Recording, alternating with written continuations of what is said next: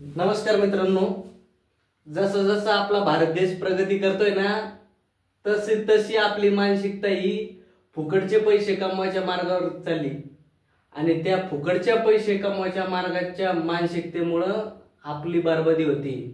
आणि ती बरबादी ऑनलाईन गेम असेल, ऑनलाईन प्लॅटफॉर्म असेल आणि ह्या ऑनलाईनच्या बाजारात आपण जितकं गुंतले गेलो त्या बाजारामुळं आपली बरबादी होऊ राहिली।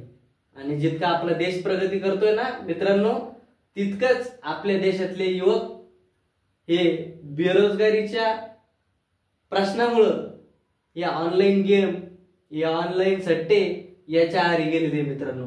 तर सगळ्यात महत्त्वाचं म्हणजे हे जे ऑनलाईन रमी, जंगली रमी पे आओ ना महाराज, तुमचा आवडता अभिनेता सांगतो, जंगली रमी पे आओ, रमी खेलो, स्किलफुल खेलो, कौशल्य सहित खेळा आणि पैसे जिंका। अरे कशाचे पैसे जिंका? तुम्ही ह्या जे अभिनेत्यांना तुमच्या रोल मॉडेल मानतात ना, ते अभिनेते पैशासाठी याच्या जाहिराती करतात, स्वतः नाही खेळत आणि तुम्ही त्यांच्याकडे पाहून या ऑनलाईन रमीचे गेम खेळता। काय ऑनलाईन रमीचे गेम खेळता, 3 कलर ट्रेडिंग करता, 3 कलर ट्रेडिंग, ऑनलाईन रमी, त्याच्यानंतर व्हिडिओ गेम खेळता। अरे सगळ्यात मोठे बरबादीचे मार्ग मित्रांनो, सोपी गंमत नाहीये। आणि जे जे फुकटचे पैसे कमवायचे मार्ग आपल्याला दिसते ना, ते इतके सोपे नसते। जेवढे जेवढे फुकटचे पैसे कमवायचे मार्ग आपण पाहू, तेवढी बरबादी आपली नक्की आहे, याच्यात काही तीळ मात्र शंका नाही। त्याच्यामध्ये ऑनलाईनचे सट्टे असतील, तुमच्या ऑनलाईनचे गेम असतील, पैसे लावून तुम्हाला बक्षीस जिंका अशी जी प्रलोभनं येतात, त्या प्रलोभनाला जर तुम्ही बळी पडले तर तुम्ही ठार गेले म्हणून समजा। आणि त्याच्यामुळे तुम्हाला सांगतो मित्रांनो, या प्रलोभनाला बळी पडू नका।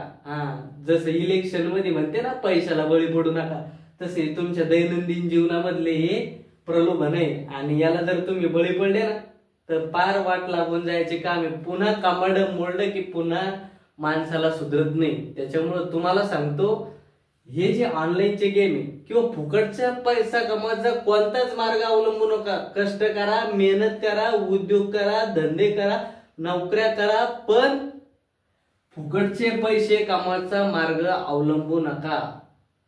त्याच्यामुळे सांगतो मित्रांनो, आणि जर विद्यार्थी दशेत तुम्ही असाल आणि जर तुम्हाला असं वाटत असेल की हे 2 दिवस ऍप खेळून आपण पैसे कमवून जिंदगीभर आरामशीर जगू, हे तुमच्या डोक्यातून काढून टाका।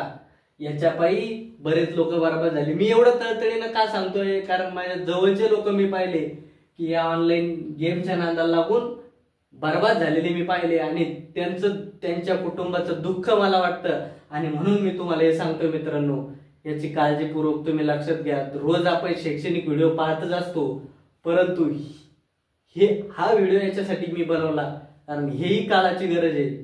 एवढंच मित्रांनो मी यावेळेस सांगतो आणि थांबतो।